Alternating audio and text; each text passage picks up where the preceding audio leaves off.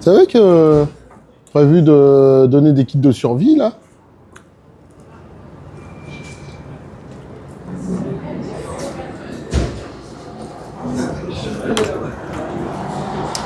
Tu vois, moi, quand je vois la gamine avec son scooter électrique, là, j'en perds mes cheveux. Là, je prends un sacré coup de vieux, je peux te dire.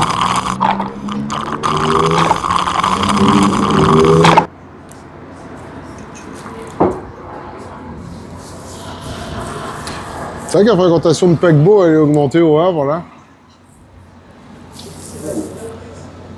Bah, tu vois, je pense même faire une petite greffe de cheveux. Tu vois, partir en Turquie, 3-4 000 balles. Putain, j'en suis arrivé là.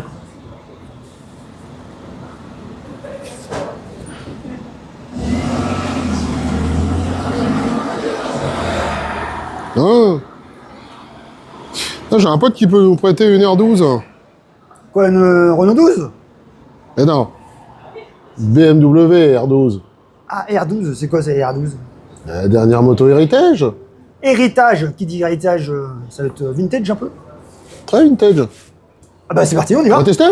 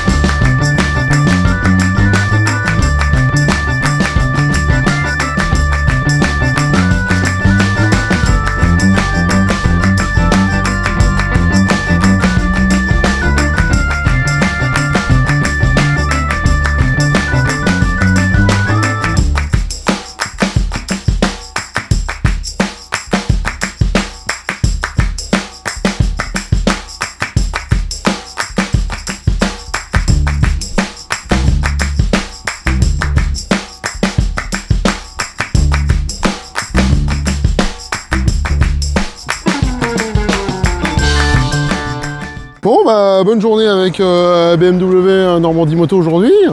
Sous le beau soleil, bon, pas ce beau soleil, mais bon, un beau temps. On a testé deux pécanes, voilà, la R12 et sa version R12 90.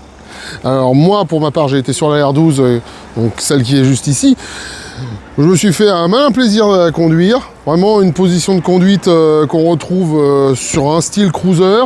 La selle bien creusée. Franchement, pas grand chose à dire de négatif dessus, un très bon moteur, très coupleux, une découverte aussi avec un système qu'on appelle le shifter, vraiment très sympa, le fait de passer les vitesses sans être obligé d'embrayer ou de débrayer. Que dire de plus? Franchement, une très bonne sonorité. Toi, tu as eu une adaptation assez rapide. Ouais, c'est vrai que par rapport à... Parce que j'ai testé celle-là en premier, j'ai terminé avec celle-là aussi. J'avoue que des deux, mon cœur balance. J'aurais plus tendance à dire que la R12 de base, la R12 classique, sera plus adaptée à des personnes qui vont avoir l'habitude de rouler sur du cruiser ou du custom. Que la 90 en R12, elle, ça va plus être taillé pour des personnes qui ont l'habitude de rouler en roadster. Voilà. Et l'histoire de la boîte de vitesse, ça t'a pas dérangé, toi? Ah non, pas du tout. Hein. Okay. Alors là, absolument pas. Et suspension, comment ça donne là, suspension, personnellement, je n'ai rien senti. Les deux sont hyper confort. Après, je suis très laxiste au niveau de mon confort, mais pour ma part, franchement, j'ai adoré. Et ce qui était sympa, c'est la couleur de celle-ci qui rappelle les BM des années 80 quand même. Ouais, ouais. Mais le vert gris aussi était vraiment sympa. Le réservoir aussi, la forme du réservoir sur la 90 est bien plus sympathique aussi que sur la R12 parce qu'on retrouve un style conventionnel sur la R12. La 90, on a quelque chose de vraiment différent. Et donc, c'est un cardan. Et c'est un cardan, oui. Après, ces modèles-là, ils ont... bon, après, c'est vite fait quand même, parce que j'ai adoré. Les petites options rapides, oui. Dont une que tu n'as même pas activée. La poignée chauffante. Ah non, moi, j'ai pas fait ça. Alors, ça, c'est génial. Ah oui, c'était ici, d'accord. C'était ici, voilà. C'était ce petit bouton-là, la poignée chauffante. T'as même un SOS, là? Oui, le car SOS. C'est dérivé de comment dirais-je, des voitures en fait. Le fait lorsqu'il y a un problème d'appuyer dessus. Ah ouais, moi, je sais même pas. Bon. Ah bah si, toi, donc les deux sont. D'ailleurs les deux étaient équipés. Oh putain, ces motards là, sérieux.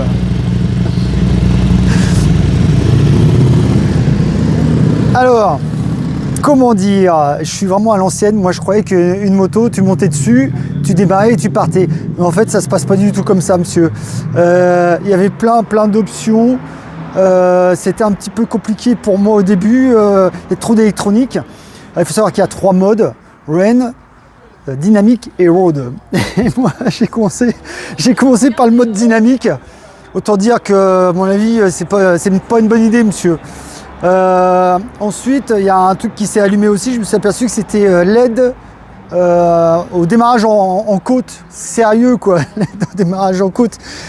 Donc, bien entendu, j'ai pas calé, mais franchement, pour moi, je trouve que ça a été une galère. Après, il y a plein de boutons. Bah là, je viens de découvrir que c'était poignée chauffante. Ça, je sais pas à quoi ça sert. Ça, je sais pas à quoi ça sert. Les clignotants, bon, bah c'est tactile, mais pour moi, j'ai pas été au top non plus. Ça, je sais pas. Ah oui, ça maintenant, je comprends. Ça doit être, ça doit être le régulateur. Le régulateur de vitesse. Bon, le SOS, ok. Bon, pour moi, c'est too much. Et celle-ci n'a pas la selle chauffante. Alors, vite fait, pour l'anecdote. À la fin, j'ai terminé par un truc électrique.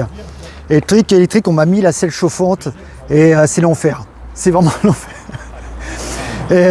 Bon, déjà, je sais pas, t'es assis là-dessus, un peu comme sur un scooter ou un truc pour les papis, tu sais, là. Et mais en plus, avec les fesses qui chauffent, c'est tout simplement pas possible. Évitez ce genre de truc parce que à la fin, j'étais obligé de rouler. Je roulais comme ça. On a même croisé un mec en Harley. Il a dit bonjour aux 3 mecs devant moi. Et bon, il a baissé le bras quand il m'a vu. Il a fait ça. Il n'a pas voulu me saluer. Donc voilà. Et après, au niveau technique, la moto, au niveau de l'embrayage, j'avoue que il a fallu que je l'utilise 2-3 fois, qu'on fasse 3 tours pour que j'ai une bonne prise en main. Parce qu'au départ, l'embrayage, ouais, franchement, ça a été galère. Mais après, quand on comprend bien, le rétrogradage sans embrayage, c'est parfait parce que ça lui fait un petit double embrayage avec un petit coup d'accélérateur. C'est super sympa. En revanche, pour embrayer, j'ai fait à la poignée. C'est une moto de connaisseur. Pour moi, c'est ça, c'est une moto de connaisseur. Et il faut vraiment s'y faire la main. Mais dès qu'on s'est fait la main, c'est un vrai jouet, quoi. Donc voilà. Et dernière chose, ne mettez pas l'option sel ou sinon vous allez avoir le cornet de glace qui va être gelé et les boules qui vont fondre. Bonne journée. Merci Alexandre de nous recevoir aujourd'hui chez BMW à côté de Rouen. Donc j'ai passé une journée vraiment extraordinaire. Moi je suis un jeune permis, j'ai que 3 ans de permis. Enfin je considère que je suis un jeune permis. Et je vais intituler le titre de l'épisode le bête et la bête. Parce que je trouve que, et encore elle est bridée à 2. Elle est bridée à 2, mais ça n'empêche pas, ça fait combien de chevaux? 47 chevaux. 47 chevaux quand même. Et bien j'ai trouvé qu'elle avait de la puissance, largement suffisant pour moi, hein, ça suffit. Mais je sais pas si tu es d'accord avec moi, dans tout ce qui est embrayage, etc., elle a une prise en main qui est pas comme toutes les autres motos. Qu'est-ce que tu en penses? Bah, un 1200 qui est bridable à 2, il n'y en a pas beaucoup sur le marché. Donc, effectivement, elle a beaucoup d'atouts qui n'existent pas sur des petites motos de jeunes permis. Et en plus de ça, tu as quand même une conception qui est très très aboutie. Tu as beaucoup de matériel. C'est pas une moto qui est accessible à n'importe qui, malgré qu'elle soit bridée à 2. Hein, c'est toi qui l'as dit, de ton expérience. Ben oui. Donc c'est du costaud, c'est allemand. On a un embrayage effectivement qui a besoin d'être bien engagé. On a un 1200 air huile, hein, c'est pas du refroidissement liquide, c'est air huile.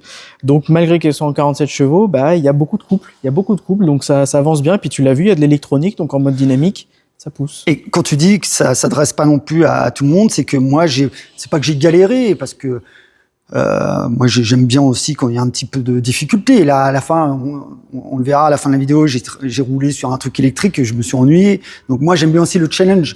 Mais au niveau de l'embrayage, il y a vraiment un gros temps d'adaptation quand même. Oui, après l'embrayage, tu peux le régler. Il y a plusieurs façons de le régler pour qu'il soit effectivement un petit peu plus doux, un peu plus à ta façon. Là on était sur une journée d'essai et de balade. Donc on n'a pas forcément pris le temps non plus de le régler pour chaque personne, mais non, il y a possibilité d'avoir quelque chose de plus doux, mais c'est pas une japonaise. T'auras pas un embrayage de 4 cylindres aussi doux, ça c'est pas possible. C'est une moto de sensation, c'est une moto qui dégage quelque chose comme ça.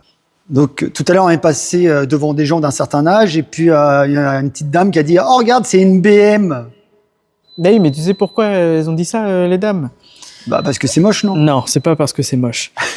C'est parce que beaucoup de BMW ont ce qu'on appelle un flat twin. Tu sais, c'est ce fameux moteur qui ressort. Oui. Hein, les cylindres de part et d'autre. Et ça, c'est typique BMW. Ça n'existe pas ailleurs. Donc, une RT, une GS, une R, une 90. Voilà, on a ce moteur-là qui ressort, mais qui offre un centre de gravité extrêmement bas et beaucoup d'atouts sur beaucoup de déclinaisons. Voilà. Donc, bien entendu, c'était une boutade, mais je m'aperçois aussi que il y a une certaine rigueur.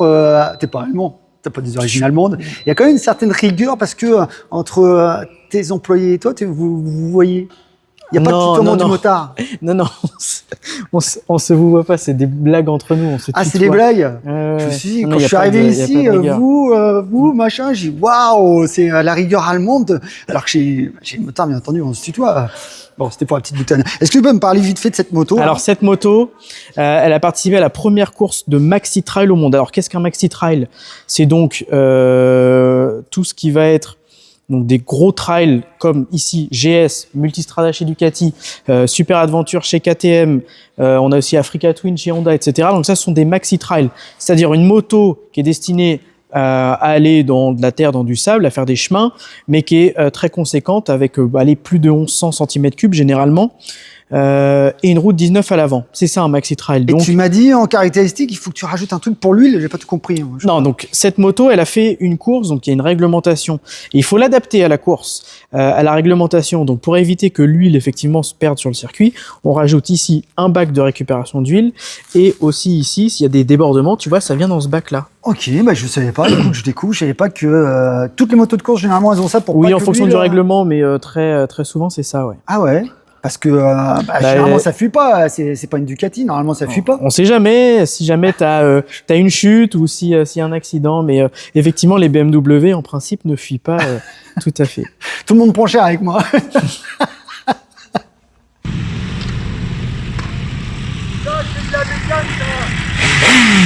C'est bon, t'as fini là, on y va.